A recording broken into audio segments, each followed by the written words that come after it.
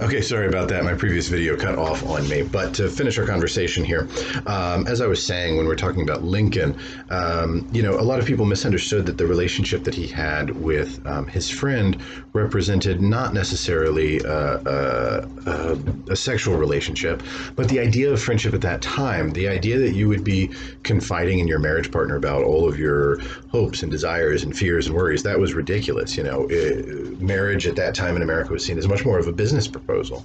So this has radically changed over the generations. And so it's important to understand that.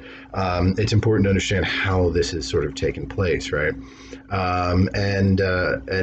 So marriage has not meant one thing. Throughout most of American history, it was an economic proposal, not necessarily a love proposal and things like that. And so arranged marriages are less foreign to us than we like to think here in the 21st century. But nonetheless, we've come to believe that they're this thing that's totally alien to us, right?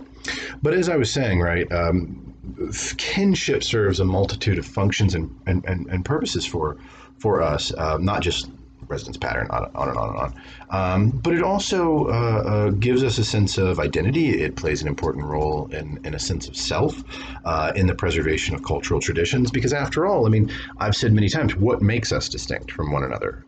It's not biology. We're 98% identical to a chimp. The difference between you and me is pretty damn minuscule. What makes human populations different is, in fact, our culture, right? It is that learned behavior. And we learn that behavior primarily through our families. So the family is the vehicle by which culture is transmitted in many ways. It is the mode by which we continue on these ideas, behaviors, beliefs, worldview, values, everything else. Okay, so understanding family and kinship is an important part of understanding this. Even today, in a lot of society, including our own, looking at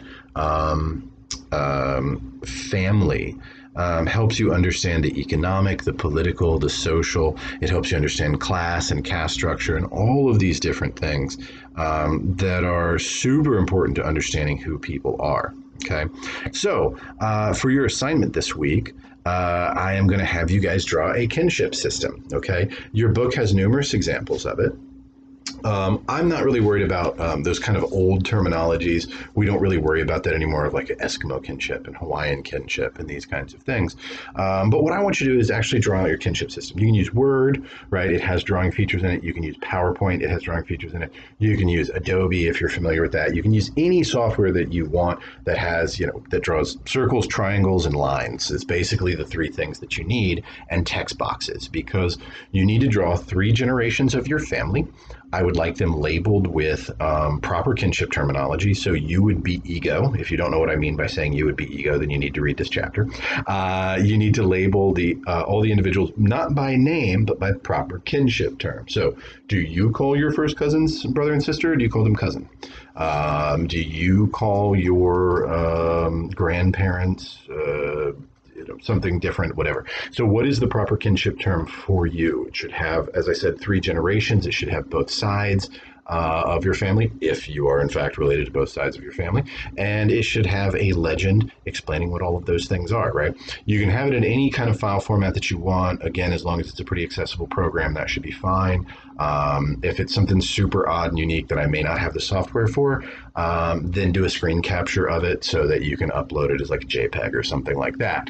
And that will be due at the end of the week. All right, thank you guys very much.